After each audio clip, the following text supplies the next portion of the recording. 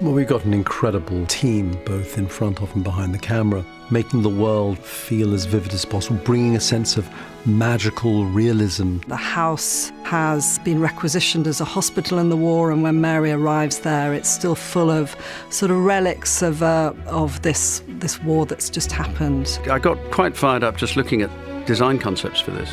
This was once beautiful in the past. I didn't expect the images of the garden that I've seen to be quite so magical. The original Misselthwaite was a thriving house that was operating at its best, and now we come to it and Misselthwaite is as broken as Mary is.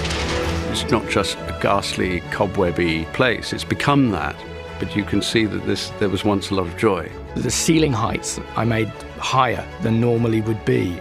You get that kind of Alice in Wonderland quality that she is dwarfed by it. The story is told through Mary's eyes, and the film is full of that blurring between the real and the imaginary. She looks at the wallpaper in her room and the birds come to life. You have a lot of this fluidity between her world in Misselthwaite and the rich life of her imagination, which of course then becomes the garden. The gardens are so beautiful. They're going to look more beautiful in the film, but honestly, for some of them, I'd never really seen anything like it. The garden itself being a major character, it has this huge, boundless feel to it. I just can't wait to see it, basically. Marc had very clear ideas very early on that we would basically take some of the greatest gardens in Britain and use them and stitch them together to create this incredible secret garden. The gardens are knitted together from the best gardens in Britain. It has a sense of being wild, that nature has taken it back from humans. The garden is very interactive. It's a very magical world full of wonder, but actually it's rooted in Mary's perception of it. When Mary is feeling stormy at some point, that there will be the wind in the trees. The garden's not passive in any way.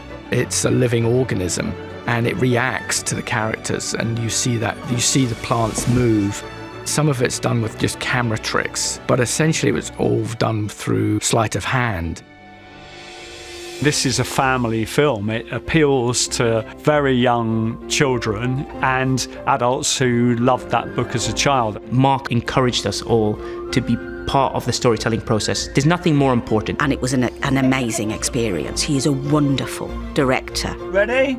And action! The optimism of this story is explosive, and I think that's one of the reasons why it's so enduring. The Secret Garden is one of the central stories of childhood because it embraces this imaginative world.